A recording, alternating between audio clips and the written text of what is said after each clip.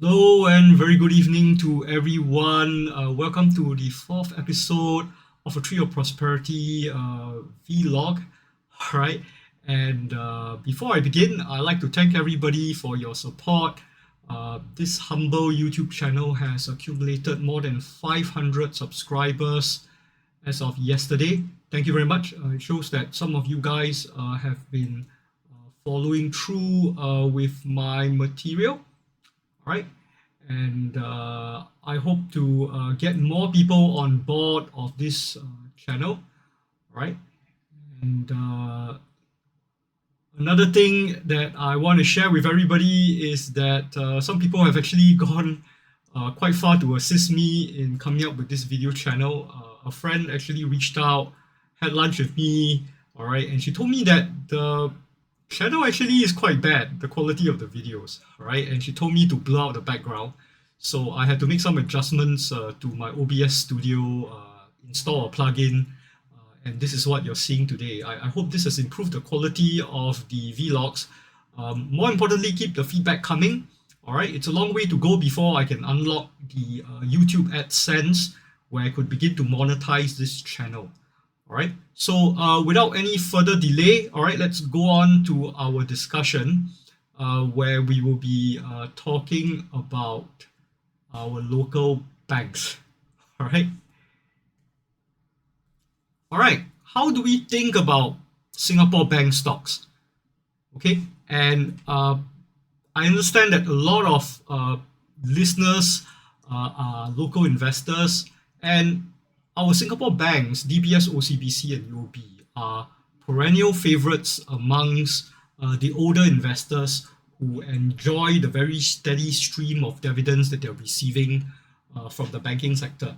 And it has been so popular in Singapore that the three banks now account for more than 50% of the market cap of the STI.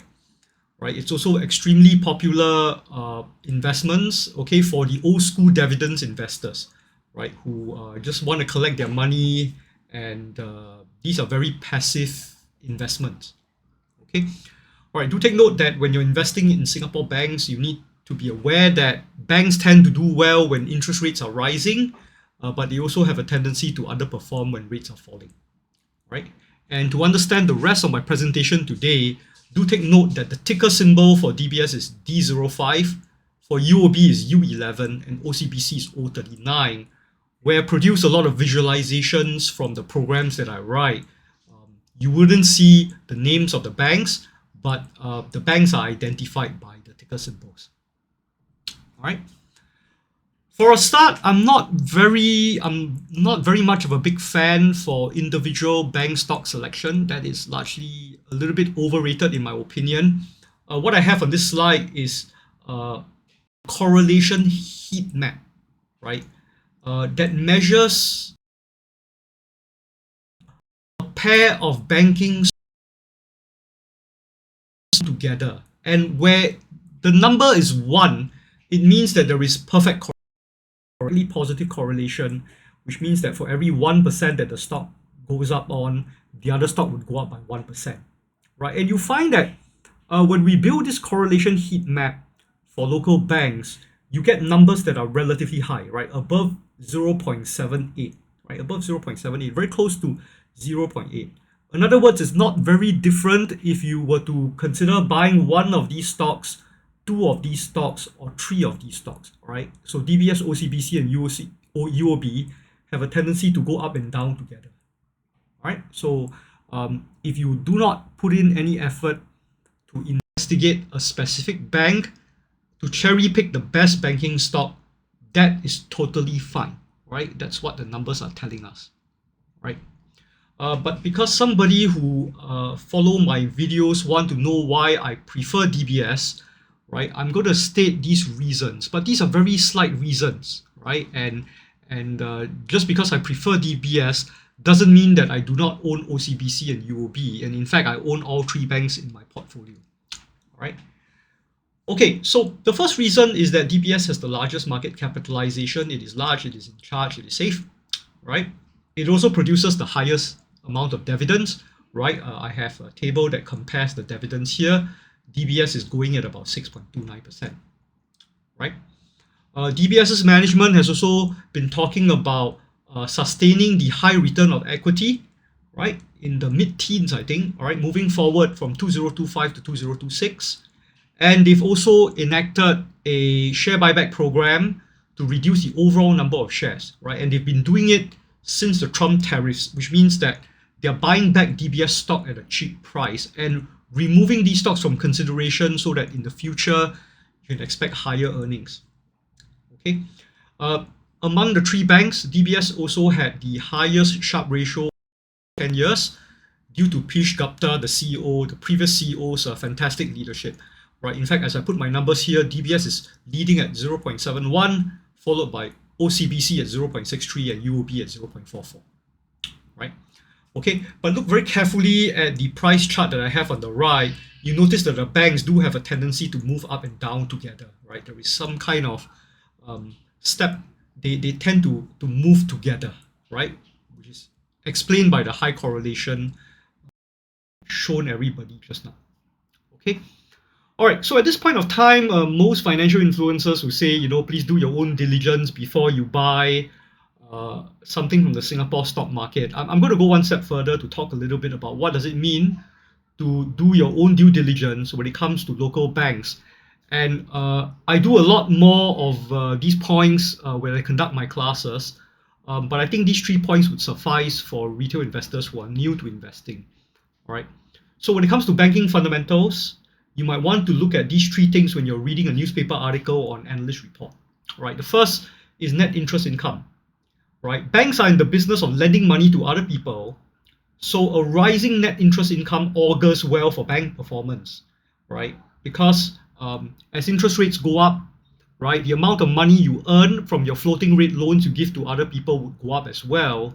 So more profits for people who own banking stocks, right? So net interest income, right? Find out what it is, follow what's been happening for NII in a newspaper article.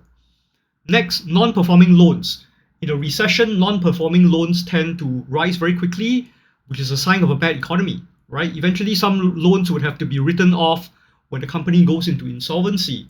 So if, for example, a recession because of the Trump tariffs over the next 3 to 6 months, right? One sure sign that something bad is happening is when you read in the newspapers about NPLs rising very quickly. So you might want to take note of that as well, right? And finally, wealth management fees are very important because when interest rates begin to drop, banks will like to rely on other sources of revenue like wealth management fees, and it may offset drops in net interest margins in the future. All right.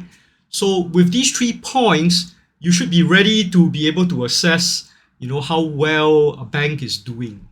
All right. And I think that would be a very good start if you actually want to do your own due diligence. All right. All right, so in summary, how would I look at the banks? Because correlations are high between the banks, and it's also tied very closely to our Straits Times Index. Buying any or all of the banks would not be too different from buying one or two of the banks. All right, it doesn't really matter whether you like DBS, OCBC, or UOB. They're going to move together anyway. All right, that's what the data and the evidence tells us. But for practicality's sake, for some retail investors like my students, they might not have a lot of capital, right? They might not be able to afford, for example, 100 DBS shares, right? Which could be priced between 3,005 to 4,005 these days, right? So in such a case, it is fine if you buy 100 shares of OCBC that you can pick up for less than $2,000, right? So this is something you can think about if you're looking at banks, right? But of course, if you have easily about $15,000 to $20,000 worth of capital, you can split your capital between 3 banks in equal shares, right? Just to diversify your risk away. All right. There are plenty of analyst reports out there examining the fundamentals of the banking sector. You may wish to focus on 3 variables while you're doing that. The first is net interest income, right? And that's the main business of a bank, which is to give loans to other people and earn an interest from it. Okay. Non-performing loans, which is a measurement of how bad the economy is doing, When there are non-performing loans and the banks are writing them off, it is a sure sign that we are in a recession. So you might want to take note of that. And finally, wealth management fees. Because as interest rates are coming down, banks will try to raise their wealth management fees to offset the reduction in net interest income. So these 3 points would be a very good start for us to have a very basic understanding of how we look at banks. Okay, so that's all I have for you today with regards to local stocks, right? I hope that you will continue to tune in to some of my videos.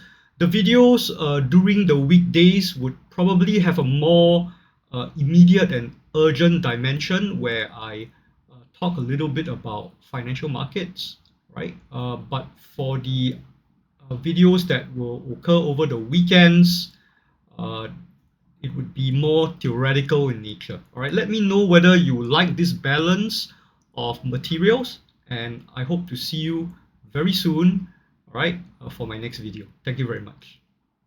If you like my content, subscribe to this channel. If you want to listen to my life story and figure out how the financial independence and retire early movement works, sign up for my course preview by following the link here, dr12.com ERM intro. You can also access that same link by Googling ERM intro and taking on the first link. All right, thank you very much.